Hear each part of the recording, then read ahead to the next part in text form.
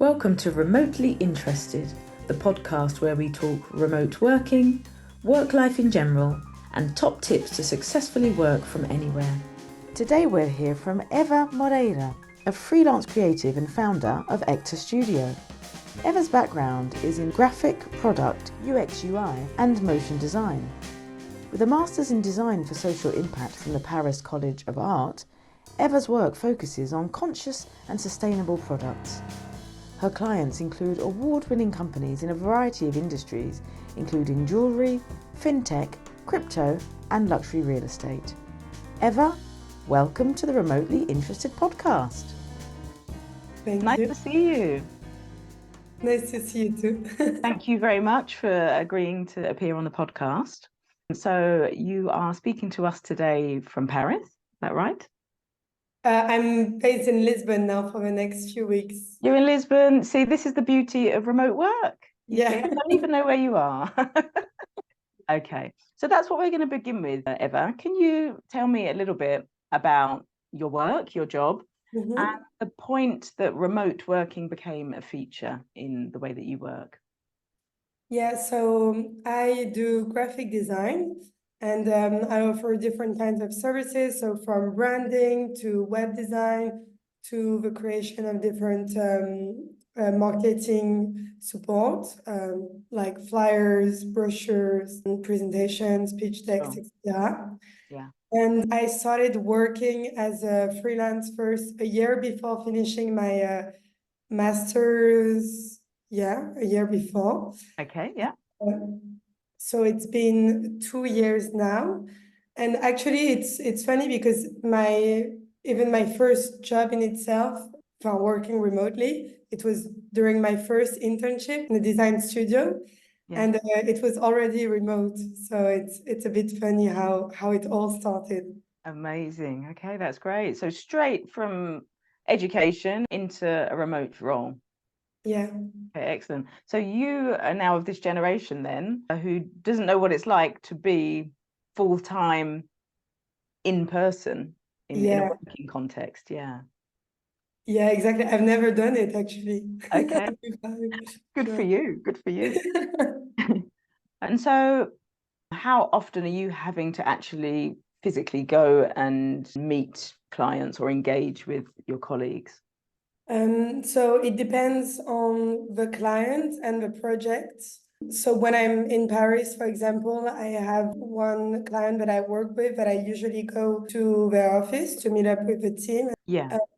But most of the time I meet with clients on Zoom or through meetings by video conference. So already you've got that experience of interacting with clients and associates from around the world remotely. That's been part of your working practice pretty much since the beginning. So that's fantastic. So you probably have some opinions already about what, if you can imagine what it would be like to be in a studio 5 days a week compared to what you are living now, which is this remote experience. I mean, what do you think are the positive aspects of being able to work remotely? So I think the main one is freedom. Yeah.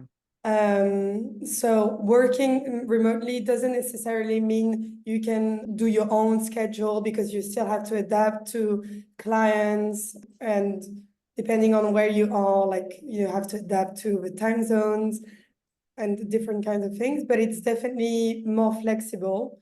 And so this is a big positive, I think. Also because you have the possibility of working from anywhere in the world. So this is quite nice, especially when you like to travel, see different places. And another positive, I would say, it's the work-life balance. Yeah. Being able to work remotely allows you to, I think, do more in your personal life, whether you work at home or in a co-working space or in a cafe. You just have more time. So I think you own a bit more of your time. Whereas when you work in an office 9 to 5 days a week, it's more of your boss who owns a bit more your time. Yeah, absolutely. That's such an important point. Freedom of movement and freedom, yeah, even of the way that you plan your time and the Yeah. people with whom you are, even when you're working. Because that was interesting. You mentioned co-working space. Is that something you use quite regularly? Lately, not so much, but I've been using co-working spaces. Yeah. Okay. And from a kind of professional perspective, has that been helpful at any time to kind of meet creators and designers? Yeah, definitely, because you can exchange more ideas. You meet also people who can become your potential clients, or even you can both be helpful with the person you will meet. Yeah, I think it's quite it's a nice concept for remote workers. Yeah, excellent. Oh, it's interesting if you think about it. It's a remote network that's developing in person, isn't it? Thanks to Yeah, co-working spaces, you know. So, yeah, exactly. okay, great. And as you said, you enjoy traveling. Have you had experience of working across time zones? Yeah, this year I was in well, first Lisbon. It's okay. It's just 1 hour difference with Paris. Yeah. Still, like you still have to keep this in mind. Last month I was in Nicaragua, and this was a bit tricky in terms of time zones because it was, I think it's 7 hours difference. Okay. Yeah. I had to, I, I kind of plan accordingly, like to deliver the projects at the beginning of a trip when I had to adapt a bit more. But then, yeah, then it works out. This can be the tricky part of working remotely. I was also in India a few months ago, and there was a big time zone difference. So you have to adapt, especially when you have calls or meetings with your clients. Have to be really organized, don't you, when you're Yeah, working with several time zones and stick to appointments as well. You know, it's yeah, not as easy to reschedule things if, you know, you're asleep half of the time when your client's awake or vice versa. Yeah. Okay, so I mean we're kind of leading nicely into our next point about the negative aspects of remote working. Obviously, this is, you know, your experience is to be working fully remotely, but are there some challenges that you think maybe present themselves for remote working? Mhm. There are definitely challenges. You really have to stick to your schedule. You have to learn organization. Like when I started, wasn't personally, I'm not a very organized person initially. Okay. You surprised me, Eva. You surprised me. But you learn skills, and then other negatives, it's more about like technical aspects, like you need a good Wi-Fi, a good connection, because I think the setup is really important, because in order to be productive, you need to have a good setup. Otherwise, you will just spend a lot more time doing your task or project when it's actually not really needed. And then I think sometimes you could feel a bit lonely because there's less face-to-face interactions. A lot of the time you're in front of your computer, and so it can be challenging, especially in the beginning when you start and you're used to see colleagues quite often. Yeah. Make the switch, it can be complicated. Yeah, exactly. Yeah, no, that's true. And that's why I guess it's important to really make the most of the benefits of remote work, isn't it? Like you said Yeah, earlier, freedom, being able to work wherever you want, being able to work even with friends who don't work in the same industry, but you can work, you know, in the same location. So yeah, again, that need for organization is important. yeah, But yeah, starting any job, you need to learn discipline and to be exactly. Yeah, organized. And I think remote working pushes you to excel in that respect, perhaps earlier than you would in an office environment where you'd have a boss behind you, or yeah, you know, because dictating your schedule for you. So, yeah, because so everything is dependent on you. So yeah, you have to you learn a lot for yourself, I think, and you develop a lot of qualities that can be useful also in personal life, thanks to working remotely and yeah, overcoming all these challenges. exactly. Yeah, challenges are there to be overcome, aren't they? And so Yeah. only helps us to develop skills and be better workers. So yeah, so it's a win-win. Okay, excellent. So you've had the experience now of working at times in person with associates, at times remotely. To make it work remotely, what are the qualities that a fellow remote worker needs to have for you to actually enjoy that experience and want to carry on working with them? I think reliability is really important in different ways. Like for example, like it's for me, it's really important to be on time at a meeting. It's important to be prepared also because as a remote worker, you're not necessarily always in the right place to have for example, a video call. So when you organize yourself to be on time at a meeting, you've organized your setup and everything, and then the person is not prepared, this can be a bit annoying. So I think it's really important to prepare and be also really brief and straight to the point in the exchanges. I think to me it's quite important because sometimes some clients or people I can collaborate with, like you spend hours talking about a subject that can be fixed in 15 minutes. Yeah. For me, this is quite important. And availability. Staying available doesn't mean the work is gonna overtake your personal life. It's fine if you don't answer for a few hours. Like it happens to everyone. But I think when you work with people in different countries or different cities, even you kind of want the person to be available because you don't know if there's maybe an emergency or so this I would say it's quite important as well. And then to set clear milestones, especially for long-term projects. Sometimes like because you work remotely, you can spend, and you're usually working on different projects at the same time. Personally, in my job, you can spend a bit longer on projects, and so it's important to know with your clients, okay, this first milestone will be done at the end of the week, and in 2 weeks it will be the next milestone will be done. And then it's easier, I think, to respect the deadlines. I would say these aspects for me are the most important in terms of collaboration with people. Yeah. Mm. Yeah, that's really good. I want to touch on the point that you said about people sometimes not being as direct as you would wish in order for issues to be resolved quickly. Do you think that's something that is even more important when you're engaging remotely than if you're in person?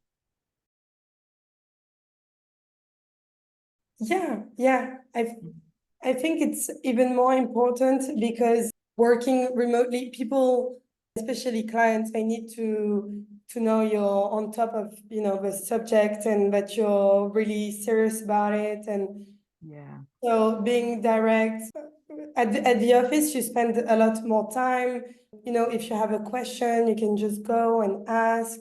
And but when you work remotely, you organize usually meetings, and then everything has to be condensed in an hour, 2 hours, depends. So I think it's important if everything is clear during the call or during the meeting, it's a lot easier also because it overcomes also the problem of that can be raised with remote work of communication. Yeah.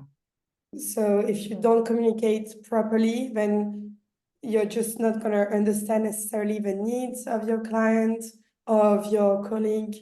And I think that's quite important. Yeah, I think that's a really key point. You need to build that trust when they can see you. And I really like that point that you made, Eva, about showing that you know your job, you know what the project is, and you're going to be efficient and not be wasting any time, because that is an inconvenience of working remotely. Your client can't see you, and so that trust needs to be built. Exactly. And the more the process is smooth for them, the more they will ask for your services again. Yeah, yeah. And it's about being efficient. Yeah. The fact that you could perhaps gain a client's trust more easily if you weren't working remotely doesn't necessarily allow yourself to develop the skills of efficiency and communication. So it's a challenge, again, like we said before, that leads us to progressing. So that's Yeah, really okay. And then respecting deadlines. Absolutely. Yeah. Even more important when you're remote, perhaps even more important when you're a remote freelancer as well, when you have several clients. It's so important to be able to schedule the deadlines for different clients, yeah, plan your work in that way. And if yeah, you're counting on an associate who's not respecting their side of the bargain, that affects you as a freelancer and therefore your performance for other clients. So yeah, exactly. Because you don't really have control over a lot of things because you're remote. So yeah. it And allows it connects with the trust that you mentioned. yeah, because especially as freelancers as well, you don't have that same boss looking over your shoulder. You know, even remotely, you might not have the same boss. You know, we all are essentially as freelancers where we are our own bosses. And so we've got to manage our time to work the best that we can, but also to respect other people, respect other associates' time. So yeah. Last point, what you said about availability. How do you manage that? Because obviously some clients can be a bit demanding and maybe want you to almost behave like you're a full-time employee within their four walls. So how do you manage expectations? So to be honest, I adapt that according to the clients. You know, like when a client is really too demanding, I would make it clear in the beginning that, for example, these are my availabilities, like during the office hours, for example, not, you know, to not receive messages or calls in the evening. But then it clearly depends on the client, on the industry. Like I was working with a client, a hotel in London that has a cocktail bar. So obviously, like it was more in the evening, so I had to adapt a bit and be available in the evening with them.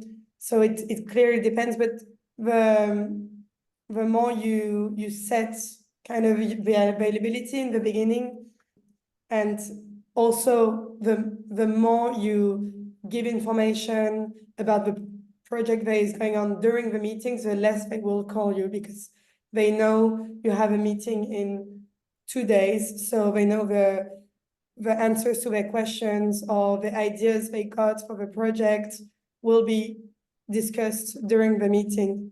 So that's why it's all kind of connected, because obviously you don't want your personal life to be affected. So it's important to also find the balance in this aspect.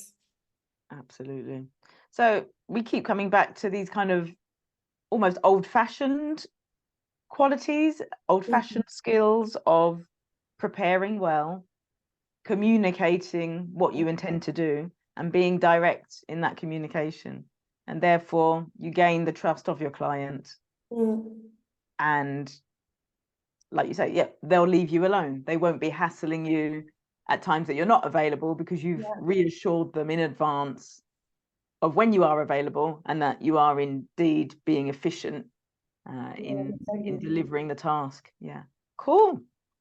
Okay, so this is the Remotely Interested podcast, as you know, about remote working, work life in general, and top tips to successfully work from anywhere. So, Eva, you've already mentioned quite a few things that fall under those categories. So now we're going to reach for the Mosaic Gold plate for a random question. Okay. It's time to be impressed. Yeah, time to be impressed. So I will randomly select one of these questions from the Mosaic Gold plate, and we'll get some more information about you and your working practice. Let's see. Indeed. The $1 million question. Oh, I think I know the answer to this one already. Oh, let's go. Would you ever choose to work 100% of your time on site in an office? No. With direct answer. Direct answer, direct communication. Okay, and why not? Why not? I Yeah, I think I love freedom too a bit too much to work on site. I like working on site sometimes because it allows to see people, interact with your colleagues, but I feel personally a bit less productive because there's a bit more coffee breaks. It's so Yeah, true. Yeah. everyone. And yeah, you can't just go somewhere around the world and just decide like one day to another, okay, I'll travel to, I don't know, Southeast Asia for a month. Yeah. If you work on site 5 days a week, you can't really do that. So I wouldn't. It's Yeah. about that freedom, isn't it? I completely Yeah. agree. And what you said about, meeting together sometimes with clients, with associates, with colleagues, you still have the option to do that when you work remotely. It doesn't mean that if you've chosen to be a remote worker, that's it forevermore. You have to be closed away in your office alone. Remote working is about freedom and having that time sometimes, to work with others, but also that freedom to work from anywhere, arrange your own schedule. And yeah, and I think you meet when you work remotely, you meet a bit more like-minded people who have this same kind of free spirit, like whereas in an office you meet a bit less of these people who just want to go for it and travel, set set goals, Yeah, overcome challenges. I think it's a bit less the mindset. absolutely. Yeah, people that want to break the mold and want to tread their own path, isn't it? Yeah. I think when you work remotely, you only are going to tend to meet, you say, like-minded people because they're there, they're available, they're in the co-working space or in a cafe or, even in the gym, at times when the kind of 9 to 5 in the office people, you're not going to see them, are you? You're not going to see them because they're tucked away without the freedom to be elsewhere during the working day. Yeah. Okay, cool. Oh, well, it was an easy question. So just to close now, do you want to let us know a little bit about what you're up to now? And if anybody wants to work with you or get in touch, where can they find you? Yeah, so I'm working on different projects.